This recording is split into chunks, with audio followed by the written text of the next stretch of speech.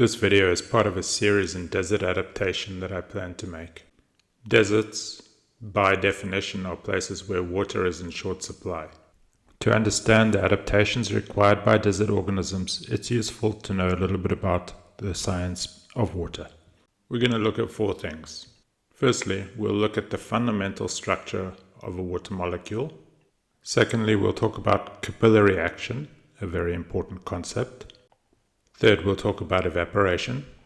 And lastly, we'll talk a bit about surface area and the size of objects and how that relates to water. In the early 1860s, a very famous physicist, James Clerk Maxwell, had formalized the connection between electricity and magnetism. In 1869, Dmitri Mendeleev had created the periodic table, organizing elements in order of atomic weight, even though he didn't really know what that meant. In the decades that followed, there was more and more of an attempt to formalize the study of these phenomena and really understand things at a small scale. One of the tools that had been developed to do this kind of studying was the cathode ray tube. In 1897, J.J. Thomson, a British scientist, discovered the electron through his experiments with cathode ray tubes. Following this discovery, numerous of J.J. Thomson's associates went on to deepen our understanding of things at a small scale.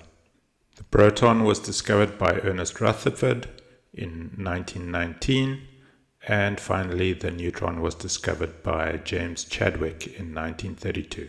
Water is made up of two elements, hydrogen and oxygen.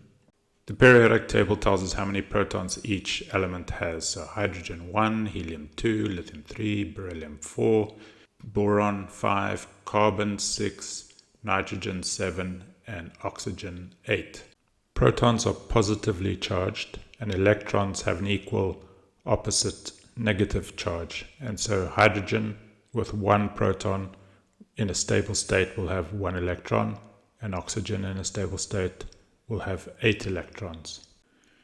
In the top layer of the periodic table, there are a potential of 2 electrons, and hydrogen only has 1, and so it wants to form bonds that will fill that extra electron. Oxygen is on the second level, and there's a total of 8 electrons in the outer shell, as well as the 2 in the inner shell, and so oxygen with 6 electrons in its outer shell, because 2 are in the inner, has space for 2 more electrons in order to form bonds. Because of that, oxygen can bond to 2 separate hydrogen atoms, and that's what happens when we find a water molecule. There are lots of interesting things about the way that water molecules bond, but for our story, the most important is the fact that a water molecule is polar. Let's take a look at how that works. The 2 hydrogen molecules bond with water with a bond angle of 104 degrees. As you may know, hydrogen, being the first element on the periodic table, only has 1 proton and therefore 1 electron. The single negatively charged hydrogen electron is going to spend most of its time on the side towards the oxygen molecule. That leaves the side facing away from the oxygen molecule slightly positive. And the oxygen with more electrons is going to have more electrons on the side away from the hydrogen molecules, making that side slightly negative. So, like a magnet, the 2 sides of the water molecule end up being polar. This polarity allows water molecules to form bonds with other water molecules, as well as with other substances dissolved in water, and this gives water its characteristic properties. This property of the structure of water will help us understand the next section, capillary action. We can imagine a set of water molecules in a container. They'll have the force of gravity pulling them down and their bonds to each other. When we have more molecules of water, the interaction between their bonds with each other, as well as gravity, level them out as perceived by us. Gravity pulling them towards the center of the earth. This levelness gets overcome when water reaches the edge of a container. We can picture this on the molecular level.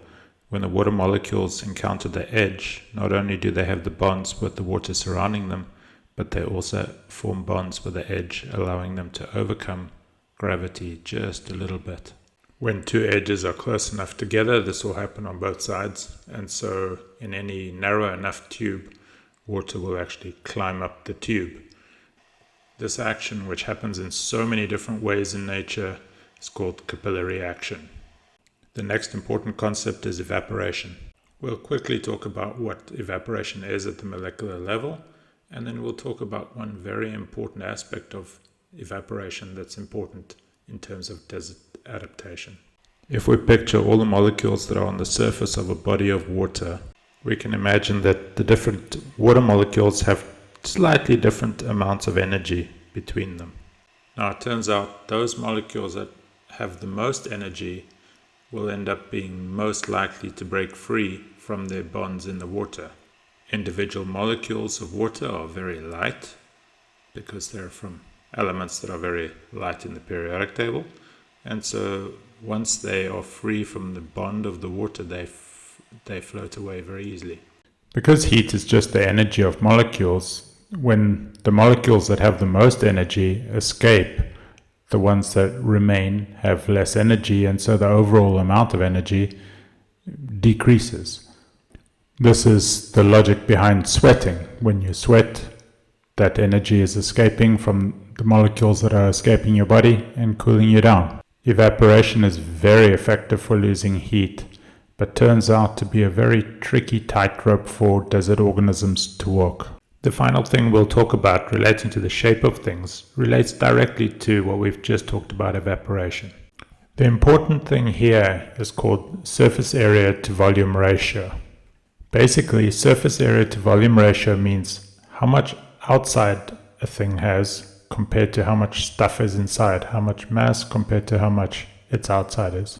This affects how much an organism heats up and also affects how hard it is for an organism to cool down, both of which are resource costs in a desert. In general, there are two things that affect surface area to volume. There's size, and then there's also degree of roundness. In terms of size, the smaller an object is, the more surface area to volume it has for the same shape. In terms of roundness, the more round an object is, the less surface area it has compared to its volume. It might seem like a rather random thing to mention as something important, but if you spend time in deserts, you'll start to realize that this is one of the most highly used things by evolution to adapt organisms to desert life.